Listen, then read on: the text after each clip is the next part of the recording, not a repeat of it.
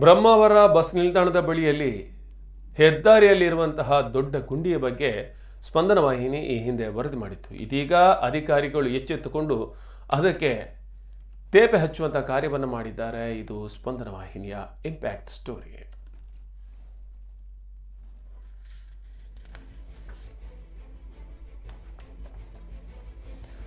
Brahmavar bus ನಿಲ್ದಾಣದ ಬಳಿಯಲ್ಲಿ ಮರಣಗುಂಡಿ ಕಣ್ಣು ಮುಚ್ಚಿ ಕುಳಿತ ಹೆದ್ದಾರಿ ಇಲಾಖೆ ಈ ಒಂದು ವರದಿಗೆ ಸ್ಪಂದನೆ ದೊರೆತಿದೆ.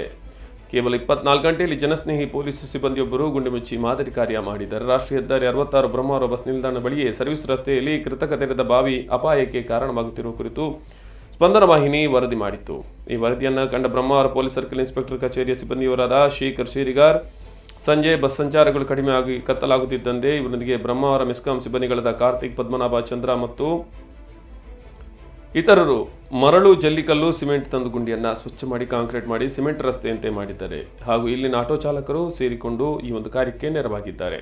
ಕರಾವಳಿ ಜಿಲ್ಲೆಯಲ್ಲಿ ಮಳೆ ಅಬ್ಬರಕ್ಕೆ ಮತ್ತು ಕಳಪೆ ಕಾಮಗಾರಿಗೆ ರಸ್ತೆ ಗುಂಡಿ ಬೀಳುವುದು ಸಾಮಾನ್ಯವಾಗಿದ್ದು, ಜನರು ಬಾಳೆಗಿಡ ನೆಟ್ಟು ಈಜಾಡಿ ಯಾವುದೋ ಸಂಘಟನೆ ಶಾಲೆ ಹಾಕಿಕೊಂಡು ಪ್ರತಿಭಟನೆ ಮಾಡುವವರ ಬದಲು ಇಂತಹ ಕಾರ್ಯ ಮಾಡಿ ಮಾದರಿಯಾಗಿದ್ದಾರೆ. ಇದು ಬ್ರಹ್ಮಾವರದ ಬಸ್ ನಿಲ್ದಾಣ ಅಂದರೆ ರಾಷ್ಟ್ರೀಯ ಹೆದ್ದಾರಿ ಸಮೀಪದ ಸರ್ವಿಸ್ ರಸ್ತೆಯಲ್ಲಿ ಒಂದು ಹೊಂಡ ಕಂಡು ಬಂದಿತ್ತು. ದ್ವಿಚಕ್ರ ವಾಹನ ಸವಾರರಿಗೆ ಬಹಳಷ್ಟು ತೊಂದರೆ ಆಗ್ತಾ ಇತ್ತು.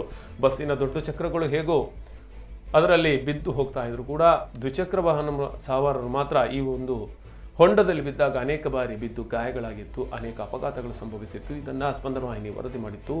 ಈ ವರದಿಯಿಂದ ಎಚ್ಚೆತ್ತುಕೊಂಡಿರುವಂತಹ ಸಂಬಂಧಪಟ್ಟ ಅಧಿಕಾರಿಗಳು ಹಾಗೂ ಅಲ್ಲಿರುವ ಸಮಾಜ ಸೇವಕರು ಒಟ್ಟಾಗಿ ಇದರ ದುರಸ್ತಿ ಕಾರ್ಯವನ್ನು ಮಾಡಿದ್ದಾರೆ.